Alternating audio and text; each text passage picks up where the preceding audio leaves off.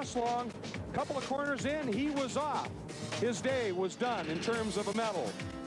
The action continued, even as the track continued to dry. Incidents abounded.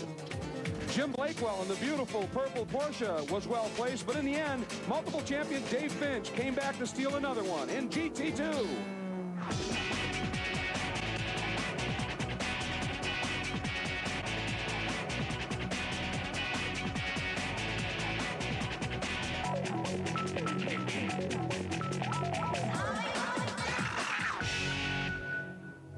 Of the Sports Car Club of America's quest for the national championship in their 24 divisions of racing.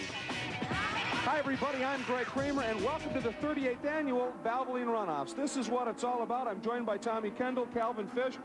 And Calvin, as we get ready for this GT2 race, it's always incredibly fast. The top 5 qualifiers, 4 of those drivers have 17 national championships between them, and we know how much experience counts at the runoff. It really does here at Mid-Ohio, but the one man in the top 5 who does not have a national championship is Bill Reed. He sat on the pole last year. We saw the spin earlier in the show, and he's really been knocking on the door. 2 podium finishes in the last 3 years, but been doing a lot of development work with the Toyota Celica. I think this is his breakthrough year. It very likely could be. Now, Tommy, we mentioned these cars are fast, and in fact, they're fairly similar to a class you're fairly familiar with. That's right. They are virtually the small bore counterparts to the Trans Am cars. Tube frame, purpose-built race cars with bodies hung on them, very advanced, very fast, with just starting with a little bit smaller bore cars. And the thing that I find so neat is the diversity age-wise. You've got Sunbeam Tigers from the late 60s, some older 911, all the way up to the latest and greatest brand new Celicas. And interestingly enough, those Celicas actually run a Formula Atlantic engine in it, so there's a melding of technology that really is fascinating. Now, the fastest of that group of 5 has found Guy Hobbs. Guy?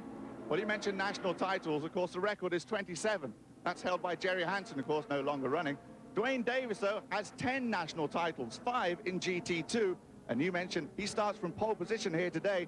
And Dwayne, you got some tough competition out there, Bill Reed being one of them. Have you got it for him today? I sure hope so. You know, Bill and I are good friends, and we were testing last week, and we both seem to be running about the same times. I'm looking forward to a good race. You've got 5 titles already in GT2. Can you get 6 in GT2? I sure hope so. Who else do you see as competition out there today? Oh, Jim Goffrey's going to be good competition, and Dave Finch, he usually is. Tom Patton, I'm sure he'll be there. You mentioned Tom Patton. Funny enough, he's down further down pit road as you chase number 11 on the national titles. Tom Patton is with John Bisignano further down the grid. Well, thank you, Guy. Tom Patton is our 99 champion, and he had some very impressive wins this year in National SCCA Racing. So impressive that the officials got on him, and they put a restrictor plate on top of this beautiful V8 Ford. Tom, how much of a difference has that restrictor plate made? It's made anywhere from 50 to 60 horsepower at the rear wheels.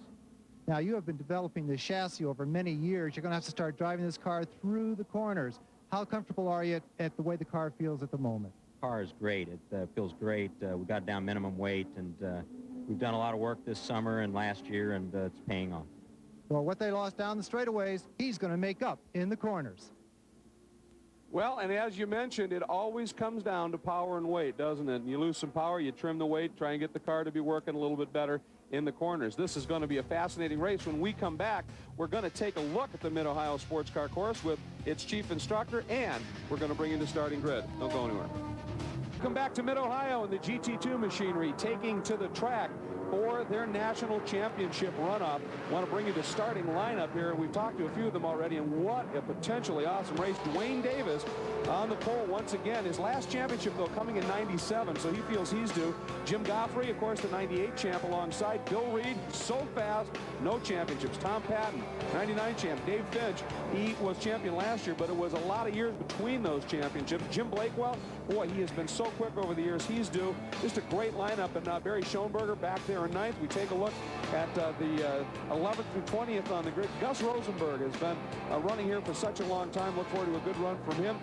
Every one of these drivers very, very stout within their divisions. You take a look, Kerry Bonner there, a win in his division, 2nd in the points championship, and so it continues. As a matter of fact, a couple of winners even further back. Greg Masters put together a win in the Northeastern division this year. So we've got some drivers that maybe a little problem in qualifying, have an immense amount of potential in this race to make it very interesting indeed. Now, I mentioned we have an exceptional expert here in the booth regarding this Mid-Ohio course. Calvin, show us what this track's all about. I assume you're talking about Tommy there, but I'll go ahead here, Greg. As you look at the racetrack, one of the most challenging in all of North America. Turn 1, turn 13, two very fast left-hand turns. A lot of commitment, but a lot of finesse needed there. The keyhole and the carousel, you need a lot of patience there to get through there. Try not to develop too much understeer in the race car. And when you go through the S's and Madness, it's really a rhythm part of the racetrack. You have to be very technical through there with your line. A lot of time to be made up through that section. And the elevation to the S's and Madness is just an absolute joy to watch, and especially when you get those elevation changes at the apex like the end of Madness. A lot of fun back there. I'll tell you, I mentioned in the open that it's foggy and a bit cool here. Well, that already is starting to change. Patches of blue are starting to appear.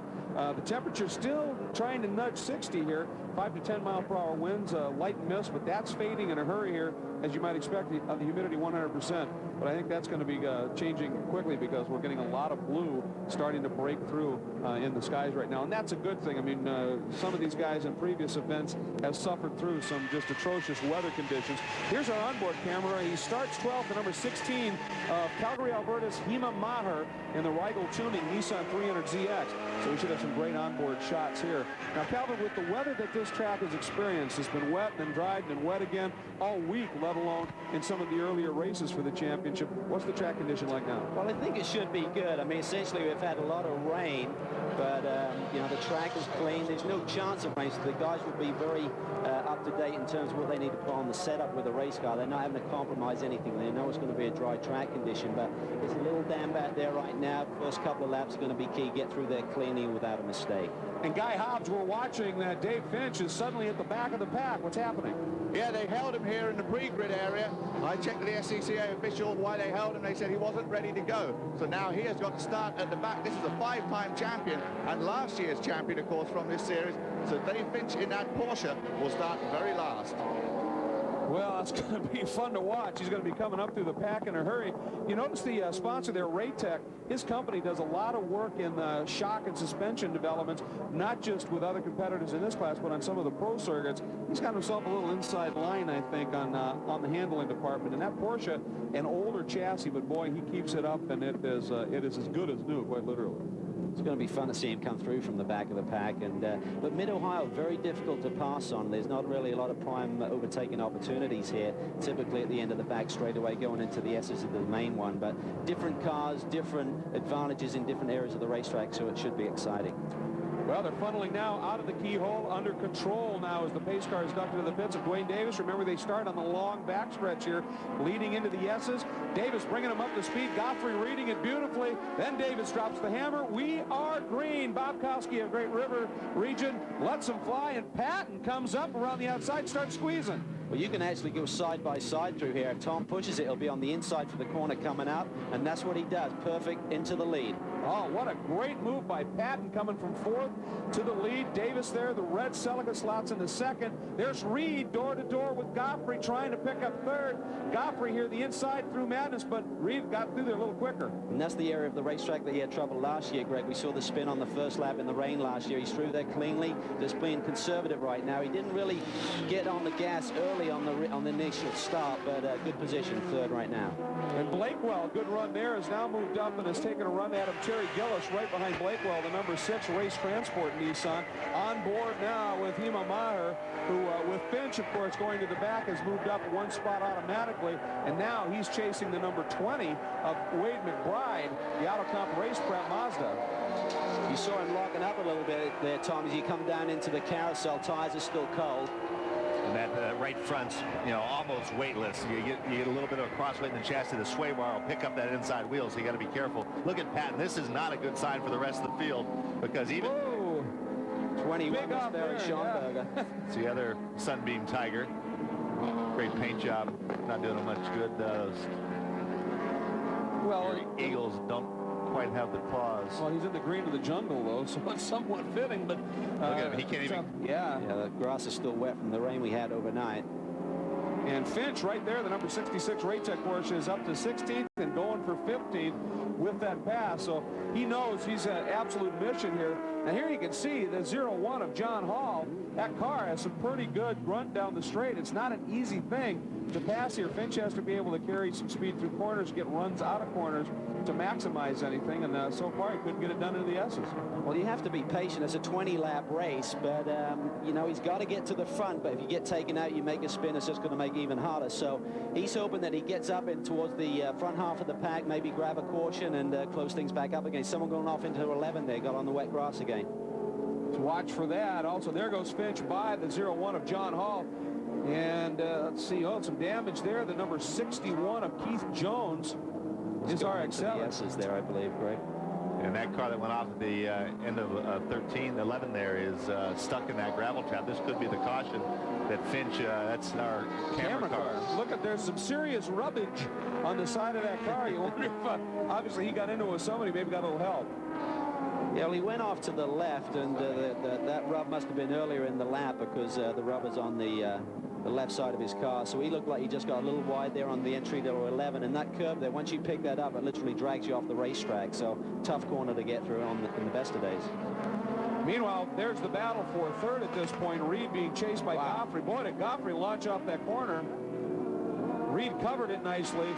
We're watching this as Patton is going away at the front. One of the big complaints about that Patton has had is that chassis is, as you mentioned, Tommy, 1967 vintage. It's got flex and twists. It does everything. They've obviously worked very hard on that chassis to be able to recoup some of the loss of that power. Well, that's a 1967 car. That's kind of like that. The axe whose handle's been changed 5 times and the head's been changed 6, but it's still the same axe. So, I mean, that car has been reworked consistently. It's obviously very competitive. I was anxious to see, we started talking before that spin about how much that restrictor plate is taken off of, but that car out front with the V8 even restricted is going to be really tough to deal with because, you know, the lighter weight cars generally, you know, it's the same old story. Oh, we make it up in the corners. Well, it's hard to pass a guy in the middle of a corner. And so maybe if tire wear becomes an issue, they might come back to him, but it's going to be really hard to get by that Tiger. Well, even if he's lost a little bit of power, as you mentioned, with the V8, you've got torque, and the launch out of the keyhole is so important. Here now, watch what happened with our camera car, Hema Maher, heading down in. There's the number 20, and boom. That's where the marks came from. That's McBride. I wonder if there's still... Up through madness here, Greg, and now he gets wide somehow. He may have damaged the car there. Cut a tire down. Cut the left front down possibly and couldn't turn in for 11. Or broke the suspension because it just did not turn at all. So he got into it with the number 20 machine of McBride, but Maher, the one who suffers it. Right now, the margin up front between your leader, Tom Patton, and the number 11 second place machine of Dwayne Davis, about 1.7 seconds. There it is, but more concern for Davis is Reed, and look at the run Reed got. Oh, he absolutely nailed it through the kink. He got out of the keyhole beautifully, and Bill Reed up into second. And already this race much better than the one he had last year. We'll be right back to Mid-Ohio. I'll come back to Mid-Ohio, and there's the story. Patton leads it, but Mr. Reed now well and truly has the bit between his teeth and has closed up. That is no longer a 1.7 second margin by any stretch. And it looks as though once Reed got it on Davis now that Davis is in chase mode and is sticking right with him, Tommy. Yeah, he's picked it right back up, so it's hard to tell. You know, we were hearing that Dwayne had been having engine trouble early in the weekend, and they believe he has an engine that he borrowed from Reed. So you know that the best one's in Reed's car, and the second best one's the one he's going to be giving away. So we're watching, there's Dwayne Davis, and of course also we're trying to keep an eye on what's going on with the number 66 of Finch, and he has worked his way up to 10th. But look at the battle now. Reed into the S's. He is getting an amazing launch apparently out of the keyhole because he ran down that V8 Sunbeam Tiger going into the S's, and he is glued to the back of that machine right now, and Davis coming with him. Yeah, it's a great battle right now, and Bill Reed has really just been working hard on the chassis all year. He's got Steve Cole, he worked for the Chevy Corvette GTS team, helping him out engineer that car. They've been working on the shock setup a lot, working with Don Preston on the engines. He's got great horsepower, and Patton got up to that initial start, really took the charge there on the first couple laps. Inside mode, we've got 23. I think there's Dick Salem off. going up through madness there, but it looked like we may have had a charge for the lead there with Reed going into turn 11. That is not really an ideal place to do an overtaking move, but Dick Salem hitting the tires there pretty hard with the back end of the car. Oh, and Reed has gone around, so something developing. Obviously, the battle with Patton continued through and into the carousel. So now it's Patton and Davis and Reed parked sideways on the track as they head out of turn 1. Davis will take up the point here. Got a quick question for you. Patton's car, with all the horsepower, has always been a little heavy. Did it just maybe take a little more time for the lighter Celicas for the tires to warm up, build some heat, and get into it here? I think certainly so. Here's a replay now for the lead, actually. I think Reed had got around Patton. We didn't see that move, and then Patton goes down the inside, and Bill's line there into the carousel really didn't leave the door open enough for Patton to make that move, and essentially took him out there. I wonder if Patton felt, though, that he really wasn't by, that Reed wasn't by him. I think that's probably the case. I don't think he ever felt he was cleared, so it wasn't so much he was coming from behind. He never lost his overwrap. Obviously, you're going to get two distinct sides of that story, but now what Dwayne Davis is trying to do is, before Patton can settle back in, he's trying to take advantage of that chaos, and before he can get his rhythm back, try to pounce and get by. Well, Biz, an awful lot of action here in the last half lap. Well, that's what the runoffs are all about, you know that. But Dwayne Davis may not be happy with the actual setup on the car. He calls this entire week a wash. And literally, it was a wash. Rain almost every day he was on the track. These are the driest conditions he's been in. He went out in the car with settings that were on the car 2 weeks ago in very different conditions. So, as the race goes on, they're going to dial in the car. He's going to become more comfortable and push towards the lead. For some more information, let's go down the pit road to Guy Hobbs. Thanks, John. We're down here in the pit area with Kenneth Castle of David Finch's entry. They're not very happy down here, and at the moment, David's up to 8th, about 14 seconds behind the leader. Ken, want to get a quick word with you and just double check on the reason they held you back there as we get the time difference again. This time it's minus 15.3. But Kenneth, tell us exactly why you were held and put to the back of the grid. We were held up by the grid officials because we weren't ready at the 1-minute warning. The crew hadn't cleared the grid, and that was partially because they gave us very short notice on the 5-minute. They had a last-minute drivers meeting, and then we all stood for the national anthem, and we just didn't have time. What was said in that last-minute drivers meeting? What was said in that last-minute drivers meeting? I was not in attendance. They were probably talking about the track conditions with the fog this morning. Okay, thank you very much. All right, back to you guys. Wow, that's an incredibly tough break, obviously, and he's just got to put his head down and focus. We're going to go back and take a look at the replay a little bit sooner as to what happened with the battle. Now watch the earlier contact here. Well, that's going into 13, that fast corner, and then Reed sort of like comes back over on line. Tom gives him a little tap there, then you go down into the carousel, and Bill is now turning in, and Tom takes a pretty aggressive move down there to the inside. I'm surprised it hasn't damaged his car, Tommy, on the left side. He's got those little fender flares there. Typically, you take a knock like that, it pushes it down on the tire. Yeah, and he's definitely come back to these guys. Dwayne has not been able to get by, but the guys are starting to stack up behind. So Patton is going to be probably doing some mirror driving. This is a tough spot for Dwayne Davis to be in. Instead of just focusing on the guy in front of him, he has to make sure he doesn't leave the door open too wide behind him. Now, I'll tell you what may have happened there.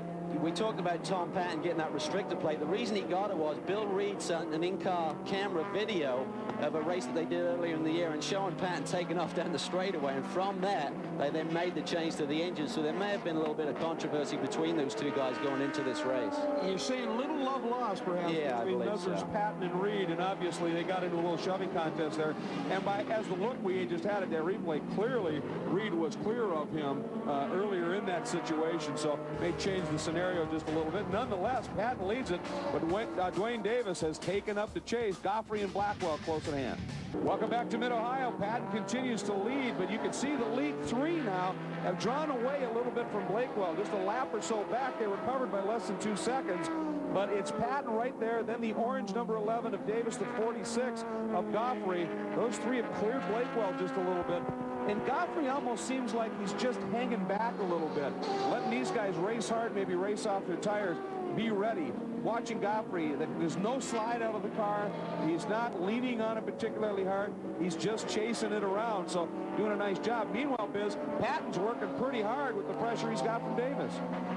Actually, they're really worried down here in the pits about him working too hard. That is one of the heaviest cars out there at almost 2,300 pounds. They're also carrying 25 pounds of ballast to help make up for that engine advantage. Right now, the crew feels that he may be working the tires a little bit too hard. They're trying to slow him down. Tough thing for Tom Patton to do. Well, especially with the pressure he's getting, yeah. And you can see him there really soaring on the wheel going through turn 7 there into the S's, Tommy. And, you know, if you've got some understeer in the car, particularly with the carousel and the keyhole, it really just seems to exaggerate that condition as the race goes on. Yeah, exactly. And that's the setup dilemma. You want to make sure the car really turns to the center of those long, long corners, but sometimes it gets really loose in some of the other spots. And he had a pretty good advantage when he left the keyhole, but by the time they got into the S's, it was all gone. And so it's he's working very, very hard. He's probably got it in his head, I've got to drive hard, I've got to drive hard. He probably doesn't have much choice. This is the national championships. There's no sense holding back. But I imagine he's going to probably start getting looser and looser. Well, part of the problem, too, I would think, you mentioned the advantage he has out of the keyhole with the power, but going into the S is a lighter car. You brake later, carry more speed in, and although Celica's in this Nissan, obviously taking advantage of that as well. Yeah, exactly. And that's one thing. Restrictor plates affect the top end breathing. The torque is not nearly as affected as the top end. Going to take a look at a replay. Now, this was the earlier incident we saw right before that pass sequence. That's Dick Salem, and he got into it with number 19, Matt Solomon, driving the beautiful Amber Machine Lotus Elan. And obviously, Salem and the Orion Engineering machine got the worst end of it, stuffed her into the tires just a little bit. And it's tough to see the guy making that move. That late in the corner, I think Bill was committed. He thought he had the pass done. Just took his own line, and Tom was coming down the inside. So you can call it a racing incident, but certainly a pretty aggressive move by the Tiger.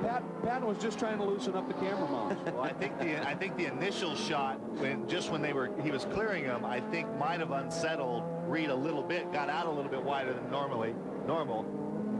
You know he's going to head for the curb as soon as he can. And Patton, to his credit, once he came in, tried to get up on the curb. He was halfway in the grass, but at that point he needed to be disappeared. We just saw the number 32 of William Koch, the Mazda RX-7, having a bit of a moment out there. And look at Davis now really starting to heap the pressure on coming into the carousel, looking down the inside. Not going to happen there. And Goffrey now is closed up. Very close indeed. Now Goffrey might be thinking, as we're now at almost exactly the halfway point, now it's time to go. And look at Davis way down to the inside. That can sometimes hurt exit. See what Goffrey can do. Well, I think it changes Davis's mindset. He may have been willing to be a bit patient, but he can't afford to drop another position and get away from the leader. So he may now start to put some pressure on that Sunbeam Tiger. Traffic is going to be a factor here with 10 laps to go. Nice job by the machine there, though, to move out of the way. That was Earl Myers doing a nice job seeing the blue flags from the corner workers, the great SCCA workers here. Look how much closer watch this. Here. David coming at us. This is as close as he has been. And if he can get just a little bit of help in the draft to get some braking done here, Patton going defensive, isn't he? Yeah, he's certainly taking the inside line there. He'd normally be a little bit wider to get a nice radius through that corner, but Davis cuts back to the other side as he comes out of here. He should have the inside line if Patton gives him enough room. No, he doesn't. He takes the line away. Goffrey's still looking there from the back. So Davis, once again, you see him, he pops right there trying to get any kind of a line he can. He wants to do something, if possible, maybe into, I would think, the carousel here. Well, all of these guys, we talked about experience at the front end of the show. All of these guys showing that experience here today. They know that through madness, through the S's, you can literally go side by side. So Patton needed to take the line away from Davis as he came around the outside. Whoa, Patton got wide there through the fast left-hander. He's feeling the pressure right now, Tommy. Yeah, big time. And that was also, he learned his weak spot when Reed took advantage there into the fast left-hander. So meanwhile, Patton continues to fend him off, but Davis, you can't be any closer than that. There's your current top 5, and notice who's 5th. Back in the battle is well and truly on here. Interestingly, as we went to break, we noticed that Finch is up to 5th. Talk about a guy who would pay huge money for a yellow right now is Finch. Of course, these guys up front don't want that. And Guy Hobbs Davis really has the bit between his teeth, but Patton just not letting him through. He certainly does have the bit between his teeth. I was talking to the crew and I said, what is he telling you over the radio? They said he doesn't say anything ever unless something happens, and nothing's happened. He didn't even talk about the incident with Patton earlier on too. Everything taken there. Guy, he just tried him down into the S's. He got inside, but Patton carried a little bit more speed there. So I'll tell you, Davis is working him as hard as you possibly can. But I'll tell you, Patton, a little bobble from Patton. That may be what Davis needed. I'm going to be surprised if he can hang on here, Tommy. I mean, he's trying to make that Sunbeam Tiger as wide as he can, but Davis has shown the experience. Still being patient, though. He's taking a look, but isn't putting himself in a position where he can get taken out. And now he's on the inside there as they head up through Madness. He's very close here. Now, this may be a shot. He's taken every liberty on being defensive. Probably not too out of line just yet, but he's definitely not going to give this one away. Look at Davis now going way. He's trying to set up a run off of this, isn't he? He's thinking turn one here. Well, you see, he gets a much better shot by taking that line. He comes out on the front straightaway. I think he's got the inside line, and they're going to have to get on the brakes for this corner. Both cars will need a brake. Davis has the inside line and takes the lead. And notice how Davis turned in early, straightened the run to the apex, and that really gave him the pass, didn't it? And he holds it, Patton right there, but Godfrey coming in. Blakewell now is closed back up. He's made up a lot of ground here, right there in the purple Porsche. He does. He's having a great run going, and I think if anyone has anything, Godfrey, if he has something to give, he needs to do it right now, because I think with Davis out front, he has the ability to pull away from that Tiger. And Reed is off once again. Another problem for Bill Reed, and this time he's out. Be the yellow that Finch is hoping for. Well, that's such a shame. They've worked hard and long all season to get this car into the shape it's been in for this weekend. It's been very fast, but again, winning a national championship, you need a little bit of luck and you need some patience, and Bill had a very fast race car today. He's got to be disappointed. Take a look. We got the end of what happened, and it looks like he just got off all by himself over there. Maybe a legacy of the contact earlier, Brad. Yeah, that's a strange place to go off, right at the top of the hill there, coming up through 10. I couldn't really see. We saw it pretty late. Unless he got some wheel spin going over the top, maybe a tank sliver back the other way, but yeah. Good point. And it looks like we've had a change for second place there. We saw Patton actually getting a little loose as he came off the keyhole, and I think probably that's where Godfrey got him back. And now Blakewell is all over the back of Patton as well, trying to move up into the third and final medal position. There he is. You talked about luck. You have some luck. There's 3 days of qualifying here. Wednesday was an absolute washout. Nothing you can do about it. That was the day Davis had a problem and didn't get out on the track. He lost a wet session. Reed, the first dry session of the weekend, he lost, and that hurt him. There was no question in terms of the qualifying. That's just some of the luck that could play a role in the runoffs, and this year it's been going Davis. Absolutely, because I mean, Bill Reed had a very fast race car, and he got into trouble trying to fight his way to the front of the pack, so qualifying is very important here at Mid-Ohio. Blakewell, boys, he's been on the pressure now, and that, of course, there's Godfrey getting away, and there's Finch. You can see him, the yellow car, back there in fifth. And there's no way they would have called the yellow for Reed's off. He was well and truly clear of the track, but you wonder if Finch wasn't on the radio going, oh no, that's not safe, that's not safe, we need a yellow here. But he didn't get it now. Boy, he is just a long ways back at this stage. There was Davis going through, there's Godfrey, and here's the battle for third. Here comes Blakewell. Not quite enough, and Patton hangs on. I think Patton's used that race car up probably in terms of brakes and tires right now. He's really a sitting duck for some of these guys. Boy, an interesting line by Blakewell there. He floated way wide at the top of the hill, lost some of that ground. So he's dropped back just a little bit, and we'll be back right after this. Welcome back to Mid-Ohio, the 38th annual Valvoline Runoffs, and this is the GT2 National Championship chase here. And Davis and Godfrey, boy, Davis now starting to draw well clear. That lead's got to be well up over 3 seconds at this stage. There's Godfrey. Patton hangs on to third. And there's Blakewell still close. We saw him go real wide at the top of the S's right before we went to break, Calvin, and you indicated that maybe you thought a shift? Yeah, he might have just missed a shift there, or actually been sitting in neutral, because he lost a lot of ground to Tom coming through the S's there, but he's trying to get back into a rhythm. Mid-Ohio is very much a rhythm racetrack. If you start to overdrive the car, you're going to go slow. You need to be patient, you know, let the car give you what you have for the day and just drive it to that limit. You can't overdrive the car, you're going to go slower. The place you see that is the keyhole, and what you want to see is you want the car to be parked on that inside curve, and any deviation a foot or 2 foot means that you're not getting through there as quick as you can. It's hard because you're trying to go faster. The guy in front of you might be stretching you coming off, but the way your best chance of staying with him is to stay pinned to that inside curve. So my line in IndyCar 2 on the computer of going in wide and squaring it up is not the way to run that corner, really. That is not not the way to do it. Not the I way mean to to talk to you about that, Greg. Yeah, thank you. Well, the chief instructor, I appreciate your help. Let's check in with Biz regarding Mr. Godfrey. What's up? Jim Godfrey, they are not that worried down here. He was very consistent in the opening laps, only 2 or 3/10 of a second off his normal times. But right here, he lost 2 seconds in getting by the 50 car. So he's about 3 seconds behind the leader. They think he can make it up, but I'll tell you, we only got about 4 or 5 laps, guys. I think it's going to be tough.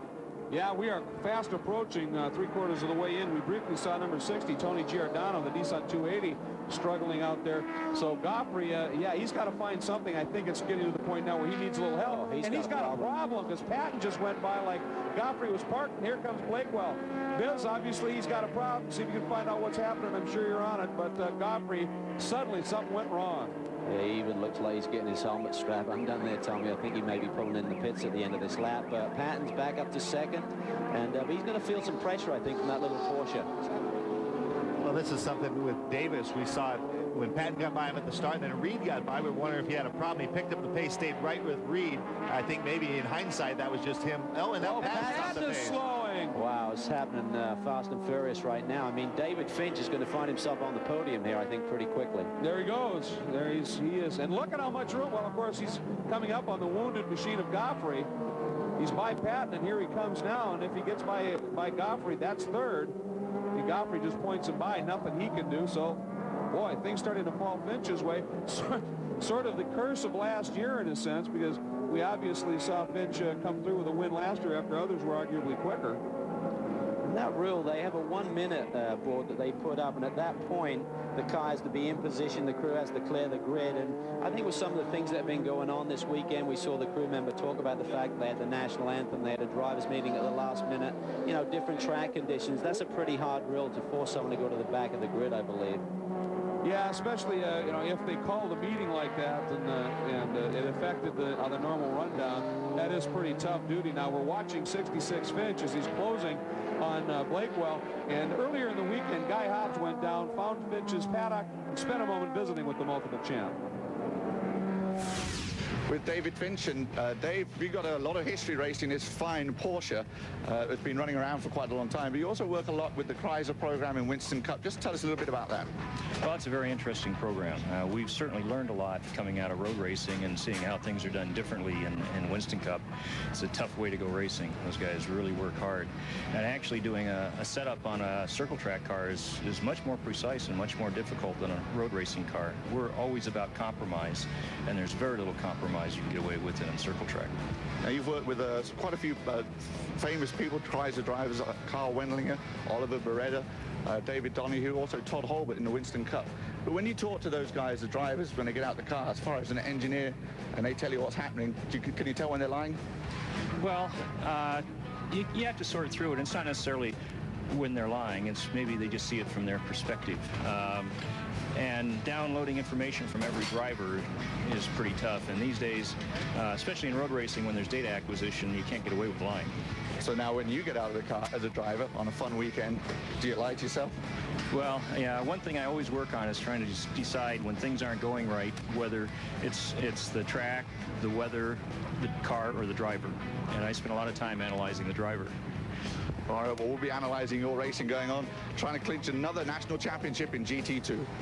You know what, Greg? I think that's why I retired with the invention of data acquisition. So I always told my crew chief I was flat out, and I always said I didn't have any power. So I think that's why I got out of the driver's seat. Retired at the right time, did you? You can start having drivers hiring Johnny Cochran to defend them against their crew chiefs. There's no comment. By the way, Finch, while we were in that feature, doing what he does best, and that's moving up. Look at this pass here. Just rifling down inside Blakewell, a very decisive pass, and that puts him now going into madness, or at the exit of madness over the rise, up into the silver medal position. So awesome pass by him, but right now Dwayne Davis continues up front, and the margin is fairly substantial. Davis might just be on his way to his 11th medal. It's something he's looking. I'd like to remind you to tune in to the next race from the 2001 SCCA Valvoline Runoffs carried by Speed Vision, Touring 2, coming up Sunday, 10 p.m. Eastern Time, 7 p.m. Pacific Time. This class pits the big Detroit muscle against some of the world's best sports cars. Touring 2 coming up Sunday, 10 p.m. Eastern, 7 p.m. Pacific, right here on Speed Vision. 21, the Tiger there, Barry Schonberger again going off into the wet grass. He'll probably find his way back on before he hits the tires there, but that's Davis there, well on his way now. He's got a strong lead over Finch. He should be able to hold on. He's got a lot of experience. He's done this many times before, Greg. Yeah, and Schoenberger went up right in front of Davis, and it didn't worry him one bit. Meanwhile, let's check in. Biz, you're with number 50, Tom Patton's pit. Well, first of all, I want to show you how close they run at the SCCA runoffs. Some yellow paint up here. Gee, I wonder where that came from. But Tom Patton does not want his car in the pits. Tom, what a great opening lap. First of all, tell us about that start. Looked like Jim started the guard to outside, and I just shot right down the middle of him. And thank God he gave me the room to go through there, because it was tight. And what broke on the car? Looks like we broke another axle. Looks like the axle just shot out of the car. When I go on the power, it just went everywhere. So it was a bad deal. No championship for number 50. Yeah, it's a tough one for him, but number 11, look at this. As Davis, we were just watching it, Davis is hung up behind a car, and Finch is closing remarkably quickly. Watch for the margin here. There he is. So he has definitely taken some time off. Yeah. However, we've only got a lap and a half to go, so Finch, I think he's still going to need some more help. Yeah, Davis knows that. I mean, he was taking a look down the inside of turn 9 of some lap traffic. He knows he can't afford to let David Finch get too close, Tommy. Yeah, you can see that. You can see the anxiety in his move. You know, ordinarily he'd say just pick his spot, but he was probably cooling it, and then his crew probably picked up on it about the same time we did, saw how close Finch was getting. He's had the speed all day, so I don't expect him to have too much trouble stretching him back out, but you never know. Well, we anticipate the white flag coming out here, so he's just got to drop the hammer for one more lap. More lap traffic in front of him, too. A lot of lap traffic this time. But Finch will have to work through it as well. You got to look at there, Queen. He's got one more car. If he can clear him and get a good shot on the back straightaway, I think he'll be okay. It looks like maybe Dick Salem back on track in the Porsche. Margin at the finish line was 4.5 seconds, so that's a ton of ground. Spot. See, he's using my IndyCar line. Yeah. I think that was he was thinking of going on the outside of Salem and got too wide. So. And here comes Finch. That 0-1, by the way, of John Hall right there. He's one of the guys that really got caught out with that qualifying deal. The only time he made it on track was the wet session on Wednesday. He's had 3 wins this year. He's quicker than what his qualifying showed. But meanwhile, Davis now threw the S's one last time, and he's definitely picked it up again, hasn't he? Yeah, he's looking for that 11th national championship. What a record he has, and chasing Jerry Hansen. I'm not sure if he has enough years left in him to make it to 27, but another great performance here today, whatever happens. And this will break the tie with Finch at 5 apiece in GT2. Oh, and he just got nothing he could do. He got parked there a little bit, but he got through some traffic. They were really pointing him through, but it was just too much traffic to deal with cleanly. So Finch up into the carousel one last time, but Davis there already working his way through it. There's Finch coming through, but here comes Davis. Double checkers fly, and there it is, his 11th national championship, 6th in GT2.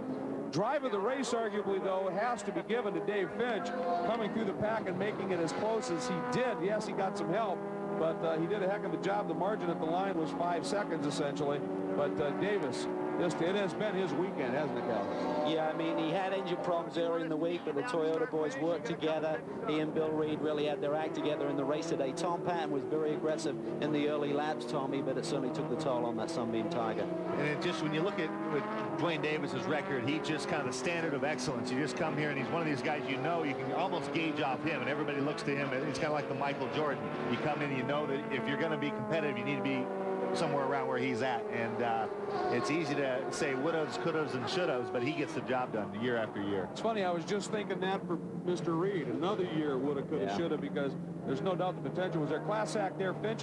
He and Davis have raced each other so many years, so hard, and Finch came right up along the other side, gave him a thumbs up, said, "You did it again, bro." I would have loved to have seen Dave Finch start this race from his original grid position, because I think he would have been a factor for the win today. I think he most definitely would have. And there is Blakewell, who comes through with a good podium finish, the bronze medal, in that red carpet car wash Quantum Mechanical Porsche. And he's been a fan favorite around here and a worker favorite, as you can see, for a long time. A great guy. But there is your new GT2 champion, simply because the last one he won, his 5th, was in '97. He's now got 6, 11 for a career overall. Not too bad. We'll talk to him in a minute. Back to Mid-Ohio, and there is the champion being welcomed by his crew down in pit lane. And got to disconnect 6, 7, 8, 12 lines there. That's all hooked up, radios and drinks bottles and the like. But Dwayne Davis is the national champion. And boy, did he put on a ride today. Everything fell his way, but nonetheless, he did a great job. Let's head down to John Bizignano. Biz? Dwayne Davis, congratulations. Car number 11, 11th champion. You are the national champion one more time. Congratulations. That's, oh, this is really nice. This is really nice. We've been working real hard for the last months on this project. Wanted to make sure we got everything done that we can. I'd like to dedicate this race to my brother who passed away a month ago. He was going to be here, but didn't make it.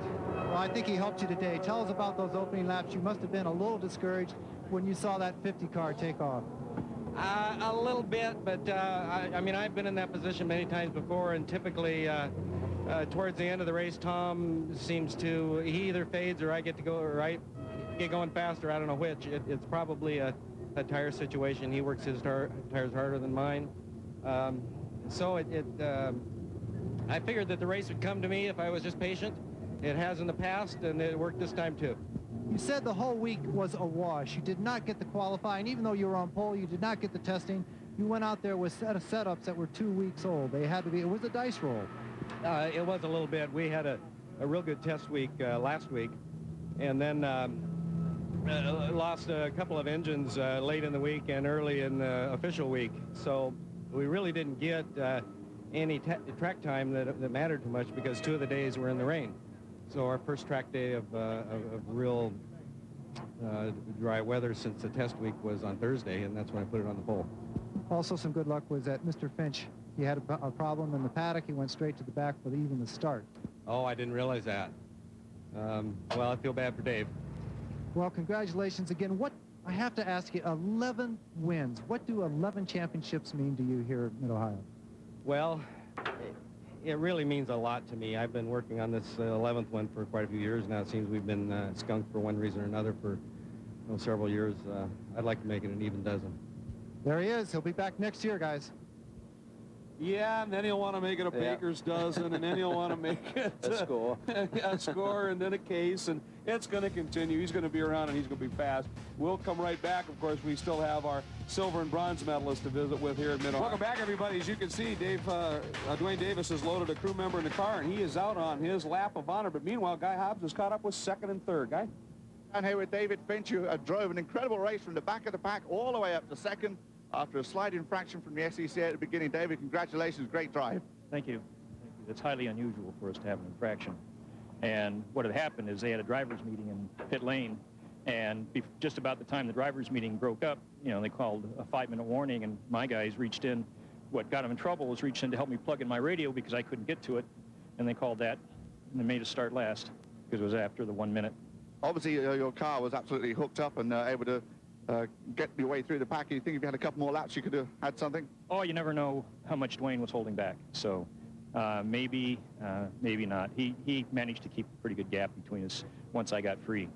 But it would have been good to have had a chance to race. And again, when I lose this, it's usually to Dwayne. So that's the third time he's beaten me at the runoffs, and he did a good job. That's 11 for him. You've got 5 in your previous history. And one of the guys you had to get by was Jim Blakewell to get up into that second position. Congratulations, David. And he didn't make it easy. And he didn't make it easy. Jim Blakewell, you were running up front, and then Dave got you right towards the end, but a third-place finish and a bronze medal. Must feel good. Oh, yes, sir. I'm glad to be here. Great to be at the runoffs. Now, David said you didn't make it easy getting by him. No, he got inside me, and I held my line, and it was close. We didn't touch, but it was fun. All right, well, congratulations on that 2001 bronze medal for you here at the runoffs. And again, as David Finch said, unlike them to be held up for an infraction because of the engineering background of that team. Back up to you guys in the booth. Well, he mentioned, too, that when he loses, it's usually to Dwayne Davis. This is a battle these two have been waging since the late 80s. And, they've had their off years, certainly, but it is just an amazing war. And there's your results, and there they are again, top of the bunch. I think David was a class act there because he was very frustrated, Tom. He really wanted to speak his mind, but he held it together. I'll tell you what, when you argue that, no one takes their job more seriously than the pit marshals, and you're kind of wasting your time. Once they, it'd be nice. I guess if you consider everyone's story, it's hard, so you need to be pretty black and white. But in this case, maybe for future races, if they do the similar sort of thing, they might think about that. Absolutely right. And, of course, we talked a little bit about John Hall. He fought his way up in the 9th after struggling in qualifying. So some other great races as well. And speaking of great races, you're going to want to tune in to the next round on Speed Vision of the SCCA Valvoline Runoffs. Touring 2, the Big Detroit Muscle against the World Sports Cars, Sunday, 10 p.m. Eastern, 7 p.m. Pacific time, right here on Speed Vision. Touring 2 from the Valvoline Runoffs. Make sure you tune in for that. Meanwhile, Dwayne Davis still is continuing to celebrate what was an absolutely glorious weekend, really, and a great drive to the win. And we offer him our congratulations as well. Remember, if you want to find out what's going on at the Runoffs, just check out speedvision.com. You can do that for all things racing, as a matter of fact. Thanks for joining us here for Calvin Fish and Tommy Kendall, and down in the pits, Guy Hobbs, John Bizignano. I'm Greg Kramer. Thanks for joining us here in Mid-Ohio. We'll see you next time right here on Speed Vision. Take care.